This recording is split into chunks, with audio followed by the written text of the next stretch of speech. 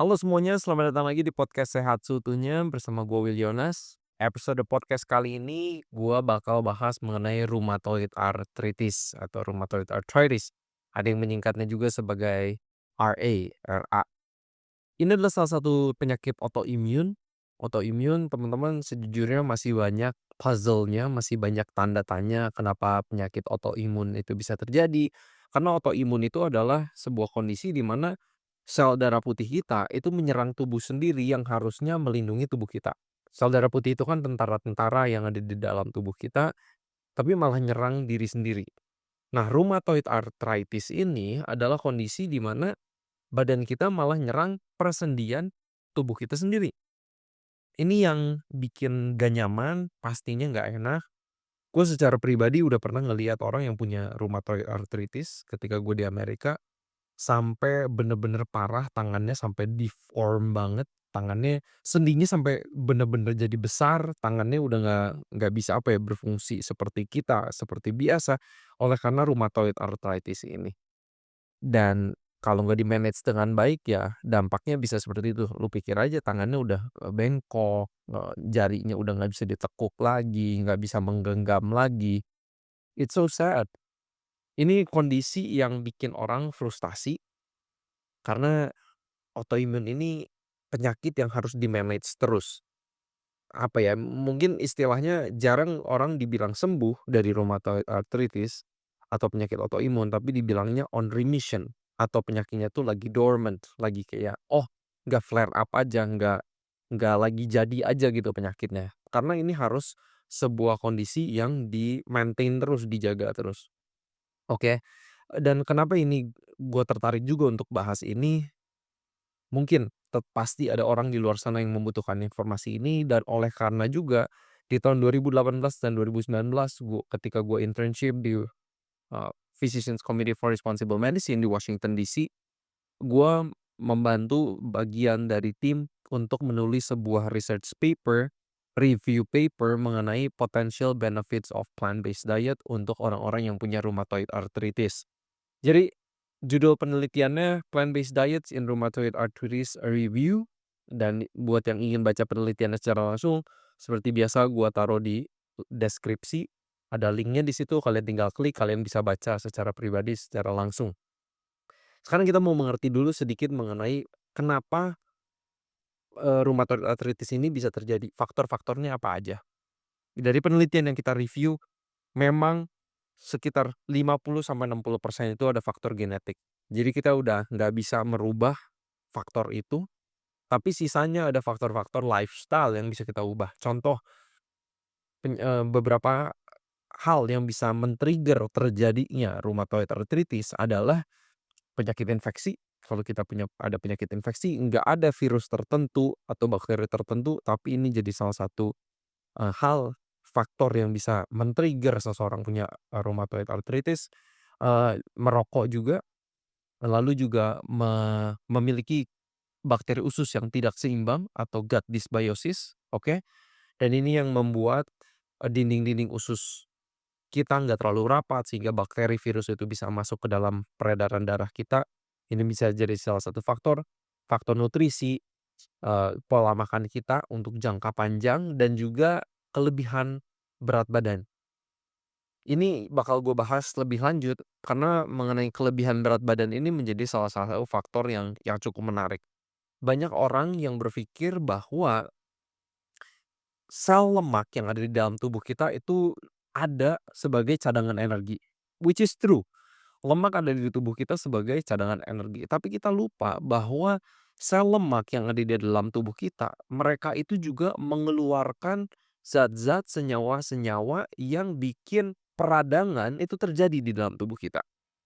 Ini yang orang-orang banyak nggak tahu atau orang-orang banyak nggak sadar bahwa sel lemak itu bukan cuman diem aja di situ untuk sebagai cadangan energi, tapi dia mengeluarkan sitokin-sitokin, senyawa-senyawa yang menghasilkan peradangan di dalam tubuh kita. Makanya kenapa sekarang orang yang obesitas dianggap sebagai sebuah penyakit. Karena sel lemak itu terlalu banyak mengeluarkan senyawa-senyawa yang membuat kita radang. So, Apa yang harus kita lakukan buat orang-orang yang punya rheumatoid arthritis ini, kalau misalnya berat badannya lebih, turun berat badan itu akan beneficial buat mereka dan juga karena tipe penyakitnya itu adalah flare up ya. Jadi sendi-sendinya, radangnya cukup parah. Jadi kita harus melakukan gaya hidup untuk menekan peradangan itu. Dan apa yang bisa kita lakukan salah satunya dari makanan. Sekarang caranya gimana? Pola makan yang meminimalisir ultra processed food, pasti. Oke, karena makanan-makanan ultra processed food itu bisa memicu proses peradangan. Jadi sebisa mungkin jauhi itu makanan-makanan bungkusan, makanan-makanan kemasan, makannya senatural mungkin. Itu rules nomor satu. Lalu juga ada beberapa makanan yang telah dieksperimen dari penelitian-penelitian yang kita review yang bisa juga memicu peradangan, ada yang gluten. Jadi ada satu penelitian mereka mencoba bereksperimen, satu grup dikasih vegan diet yang tetap dikasih gluten, satu grup lagi vegan diet yang gluten free. Dan mereka melihat gluten free diet plus vegan diet ini bisa mengurangi tingkat di dalam darah kita yang namanya IgG ini yang berkaitan dengan respon peradangan tubuh. IgG atau IgG, oke. Ini immunoglobulin G dan itu berkaitan dengan radang dan ketika seseorang itu mengurangi asupan gluten, ini buat orang-orang yang udah punya rheumatoid arthritis, oke. Karena nggak semua orang punya masalah gluten. Mungkin nanti bakal dibahas juga di episode podcast lain ya. But anyway, gluten mungkin ini harus di-cut juga. Siapa tahu bisa membantu juga. We never know, nggak ada salahnya kok untuk ngurangin gluten dan untuk melihat reaksinya kepada tubuh masing-masing kita. Lalu yang penting juga adalah kalau kita banyak makan sayur dan buah, potentially ini bisa mengurangi tingkat, eee, CRP di dalam darah kita. Ini C-reactive protein, eee, pemeriksaan laboratorium untuk memeriksa peradangan level di dalam tubuh kita itu tinggi, rendah, sedang, oke. Nah, dengan plant-based diet ini bisa menurunkan si reactive protein ini yang bisa juga membantu orang-orang yang punya rheumatoid arthritis. Dari segi lifestyle, pola makan yang bisa kita ubah. Terus sekali lagi turun berat badan ini akan sangat bermanfaat. Apakah dengan perubahan pola makan, apakah dengan olahraga, ya harus dikombinasi ya pastinya. Itu bisa juga membantu. Terutama buat yang memang sudah overweight dan obesitas. Karena ada aja pasti orang yang punya rheumatoid arthritis, tapi langsing aja, kurus aja, pasti ada aja, oke? Udah gitu juga kita perlu memperbaiki bakteri usus kita untuk membuat dinding-dinding usus kita ini menjadi rapat. Caranya gimana? Makan makanan yang berserat, ya makanan-makanan nabati yang mengandung serat. Itu bisa menjaga, eee, proses peradangan itu tidak terjadi, pencegahan, oke? Karena yang kita mau sekarang adalah bagaimana kita bisa mencegah, tapi bagaimana juga kita bisa membantu orang-orang yang sudah punya rheumatoid arthritis. Lalu ada beberapa, makanan yang bisa juga men-trigger, memicu terjadinya flare up pada orang-orang yang memiliki rheumatoid arthritis. Ini di penelitian yang kita review, banyak penelitian yang kita summary, kita rangkum jadi untuk satu review paper ini, ada beberapa makanan yang bisa men-trigger orang-orang dengan rheumatoid arthritis seperti, jagung, seperti, wheat, gandum, terus ada bacon atau daging babi, udah gitu juga orange, jeruk, milk, susu sapi, oats. Havermut itu juga bisa men-trigger, terus ada rye. Rye ini juga sejenis, sumber karbohidrat, tepung, tapi di Indonesia ini cukup jarang. Biasanya kalau di dunia roti-roti, bakery itu orang-orang akan tahu rye. Udah gitu eggs, telur, ini juga dicatat di beberapa penelitian bisa men-trigger, untuk orang-orang yang sudah punya rheumatoid arthritis. Udah gitu beef, daging sapi, lalu kopi. Jadi beberapa makanan itu kita harus catat. Makanan apa sih yang kira-kira men-trigger kita? Jadi kalau misalnya teman-teman yang punya rheumatoid arthritis khususnya, ketika kalian makan sesuatu, habis itu nggak lama flare up, nggak lama nyeri, langsung radang sendi-sendinya. Itu coba kita review makanannya dan kita bisa melakukan apa yang namanya yang disebut elimination diet.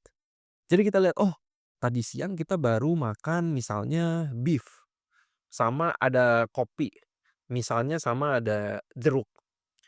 Nanti kita coba eliminasi, coba nanti next-nya kita makan jeruk sama daging sapi misalnya tanpa kopi, itu ke-trigger nggak? Kalau misalnya ternyata nggak ke-trigger, berarti kan kita bisa punya suspek bahwa, kayaknya ada kayaknya kopi nih yang bikin trigger, eee, flare up untuk gua. Karena setiap orang ini beda-beda, guys. Jadi elimination diet ini penting buat catatan pribadi kita. Karena kalau kita sekalinya ke dokter, dokter pun atau ahli gizi, dokter gizi itu akan memberikan ya hasil penelitian yang general seperti ini. Tapi kalian harus dalam tanda kutip jadi dokter buat diri kalian sendiri.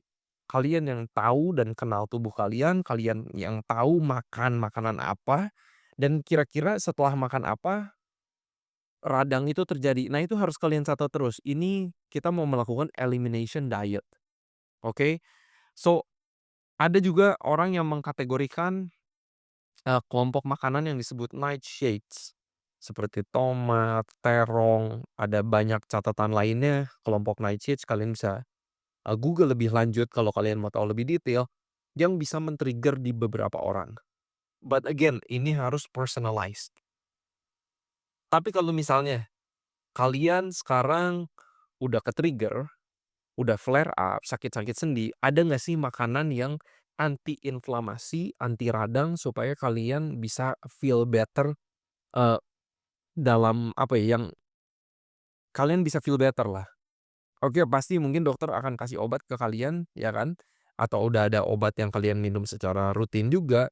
Tapi ada makanan-makanan alami seperti kunyit dan jahe yang sifatnya itu anti inflamasi, anti radang, itu bisa membantu kalian. Apakah kalian bisa membuatnya jadi sebuah minuman di Indonesia ya, eee, seperti ada bandrek, bajigur, oke itu banyak minuman di Indonesia yang jenis rempah-rempahan yang dicampur dengan kunyit dan jahe sebagai minuman, ya apakah wedang jahe, itu bisa membantu anti inflamasi, anti radang itu supaya flare up nyeri sendinya itu bisa berkurang berkurang terlebih dahulu, oke. Terus teman-teman juga pastinya harus cukup serat ya, itu udah otomatis kalau misalnya teman-teman makan makanan nabati, itu teman-teman akan sifatnya itu antiinflamasi tapi juga tinggi serat, sehingga itu bisa menolong juga dari penurunan berat badan untuk bisa membantu rheumatoid arthritis juga. Last one yang ingin gue bagikan, treatment. Treatment apa sih yang kalian bisa lakukan di rumah ketika kalian punya rheumatoid arthritis dan itu lagi nyeri? Ini bisa yang namanya hydrotherapy, terapi menggunakan air, cold and hot treatment, menggunakan air dingin, air hangat, ketika lagi flare up banget, ketika sendi-sendinya sakit, ketika kita mau meredakan peradangan itu kita bisa gunakan cold treatment, coba rendam, sendi-sendi yang sakit itu di air dingin, air sejuk, air es, sesuaikan dengan kondisi masing-masing. Tapi untuk jangka panjangnya untuk, membantu proses pemulihan di dalam, eee, proses penyakitnya, itu kita bisa juga rendam di air yang hangat, oke, untuk merelaksasi otot-otot sekitarnya, sehingga darah-darah itu bisa datang juga ke sendi-sendinya untuk membawa healing juga, di antara sendi-sendi yang mengalami rheumatoid arthritis dan radang itu. Oke teman-teman, itu yang ingin gue bagikan di episode podcast kali ini. Semoga informasinya bermanfaat. Intinya, rheumatoid arthritis ini penyakit autoimun dan mayoritas faktornya adalah genetik, walaupun kita perlu juga melakukan sesuatu dari lifestyle kita yang tujuannya menekan proses peradangan. Kita bisa lakukan dari makanan, menghindari makanan-makanan proses, menghindari gluten buat orang-orang yang mungkin, lebih sensitif, lalu juga orang-orang kalian perlu melakukan elimination diet, membuat catatan pribadi melihat, mengobservasi, testing makanan mana yang kira-kira bisa men-trigger kita, yang bikin jadi flare up. Lalu juga, pola makan plant-based diet mayoritas atau 100% yang dikonsumsi adalah makanan nabati, sayur buah yang banyak. Ini bisa mengurangi juga proses peradangan dari hasil pemeriksaan si reaktif protein di dalam tubuh kita. Dan cold and hot treatment kalian bisa lakukan juga itu on the side note, hydrotherapy untuk bisa membantu kalian, eee, mengatasi, dari rheumatoid arthritis ini. Seperti biasa teman-teman, kalian perlu juga kontrol ke dokter, saran-saran atau ilmu yang gue bagikan di podcast ini tidak menggantikan saran dokter pribadi. Silahkan, konsultasi dengan, ahlinya dari sisi medisnya terutama pastinya, untuk membantu teman-teman memiliki, dan kemampuan untuk penyakit ini dengan lebih baik lagi. So anyway, kalau bermanfaat, please give us a like, kasih kita rating, share ke teman-teman yang lain, semoga bermanfaat. Dan harapan gue seperti biasa, semoga kita sehat seutuhnya.